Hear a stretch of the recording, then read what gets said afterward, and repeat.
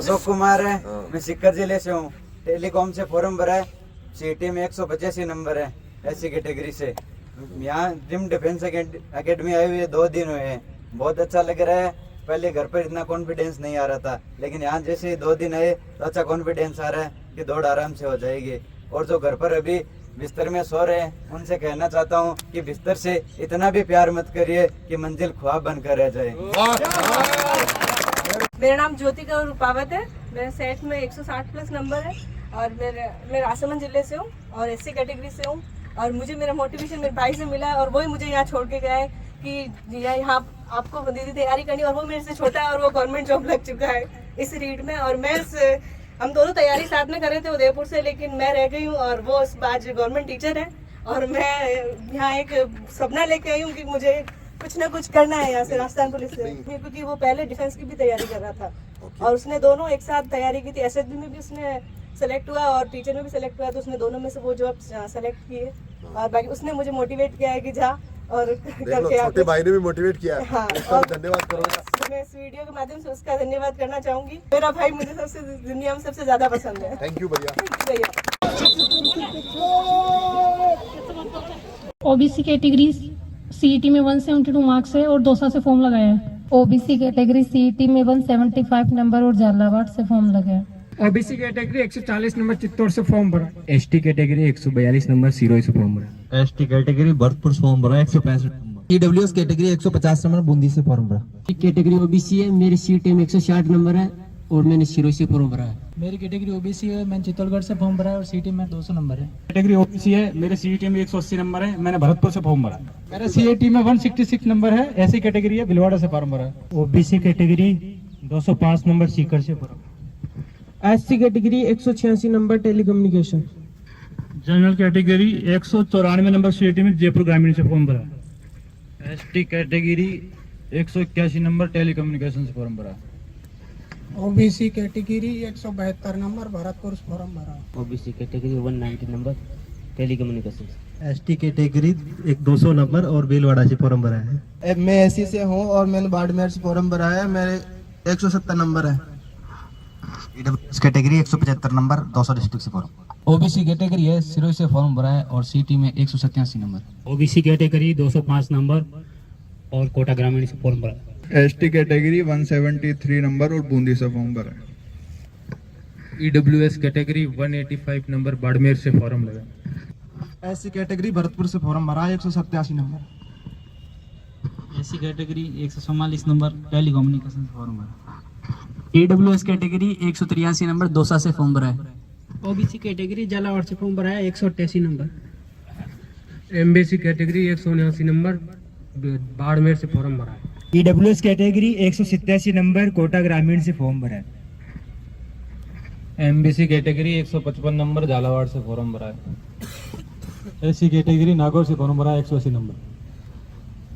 SC category 160 number Bundi से form भरा। OBC category 180 number Bundi से फॉर्म भरा। एससी कैटेगरी 170 नंबर चित्तौड़ से फॉर्म भरा। ओबीसी 177 नंबर अलवर से फॉर्म भरा। ईडब्ल्यूएस कैटेगरी 180 नंबर धौलपुर से फॉर्म भरा है। ईडब्ल्यूएस कैटेगरी 212 नंबर टेली से फॉर्म भरा। SC category 145 number telecom communication. OBC category और सीईटी में 199 नंबर और टेलीकम्युनिकेशन से फॉर्म भरा। ओबीसी कैटेगरी 180 नंबर और टेलीकम्युनिकेशन से फॉर्म। एमबीसी कैटेगरी 205 नंबर पाली से फॉर्म लगा। SC category 168 number telecommunication number. MBC category telecom से फॉर्म भरा है, सीईटी में 218 number. OBC category 216 number telecom से फॉर्म भरा। MBC category 193 number telecom. 184 number Rajsamand से फॉर्म भरा है। ईडब्ल्यूएस कैटेगरी एसटी धौलपुर से फॉर्म भरा है 160 नंबर है। एसटी कैटेगरी 176 नंबर बाड़मेर से फॉर्म भरा। SC category 167 telecommunication. SC category telecommunication से फॉर्म भरा है 174 number. SC category 151 number Jhalawar से फॉर्म भरा। ओबीसी कैटेगरी 224 नंबर चित्तौड़गढ़ से फॉर्म भरा। एससी कैटेगरी 171 नंबर बाड़मेर से फॉर्म भरा। एससी कैटेगरी 178 नंबर बूंदी से फॉर्म भरा है। 175 नंबर एमबीसी कैटेगरी टेलीकॉम से form. ST category 193 number Jodhpur commissionerate से फॉर्म भरा।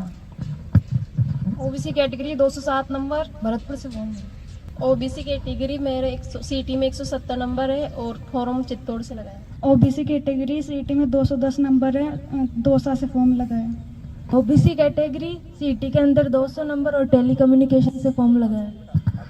ईडब्ल्यूएस कैटेगरी 170 मार्क्स झालावाड़ से। नमस्ते सर, मेरा नाम काजल बुनकर है। मैं यहाँ पे जयपुर झोटवाड़ा से हूँ।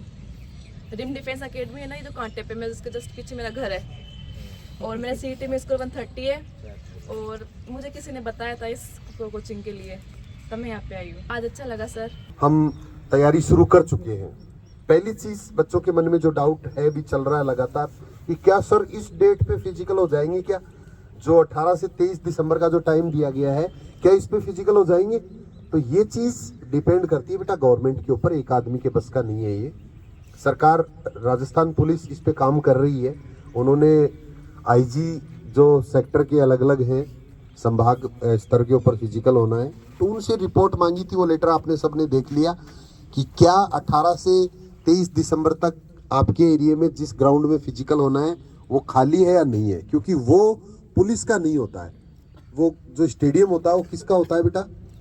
वहाँ की लोकल अथॉरिटीज़ का होता है।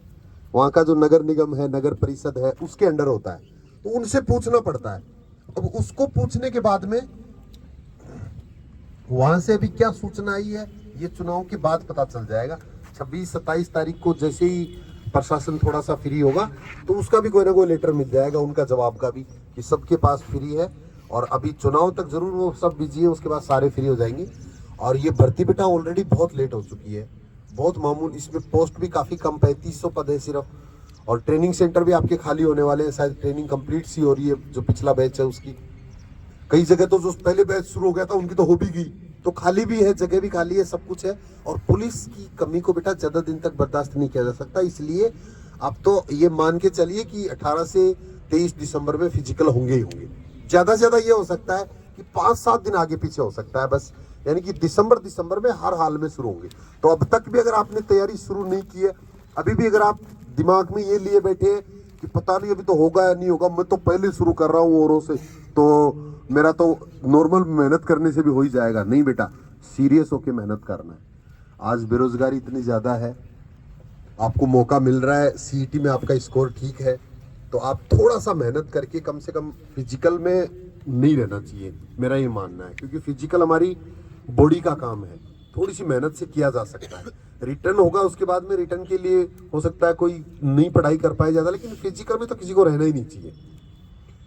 अब इसके बाद सीईटी के कट ऑफ का जो डाउट एक रहता है कि सर सीईटी में कट ऑफ क्या रहेगी, मुझे तैयारी करनी चाहिए नहीं करनी चाहिए, तो लगभग 45-50 हज़ार के आसपास बच्चे शामिल होंगे इसके अंदर।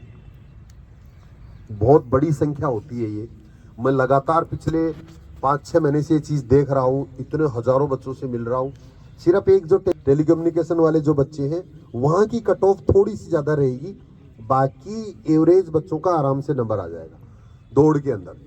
अगर किसी की किस्मत ही खराब हो एक अलग बात है, क्योंकि मान लो उसी जिले से उसने फार्म भरा और उसी के अंदर वहाँ से ज़्यादा नंबर वाले बच्चों ने ज़्यादा फार्म अप्लाई कर दिया या वहाँ ज़्यादा फार्म आ गई, तो बस वो एक अलग बात है। लेकिन उसके भरोसे बेटा अपन मेहनत करना नहीं छोड़ सकते कि पता नहीं मेरा आएगा कि नहीं आएगा, तो मैं मेहनत भी क्यों करूँ। जैसे आप लोगों ने ये प्लान करके शुरू कर दिया, तो ये तैयारी आपकी ज़रूर काम आएगी। अगर यहाँ नहीं काम आती है किसी वजह से, अगर मान लो, ये ज़रूरी नहीं है कि हम जो तैयारी कर रहे हैं उसी में हमारा सिलेक्शन हो।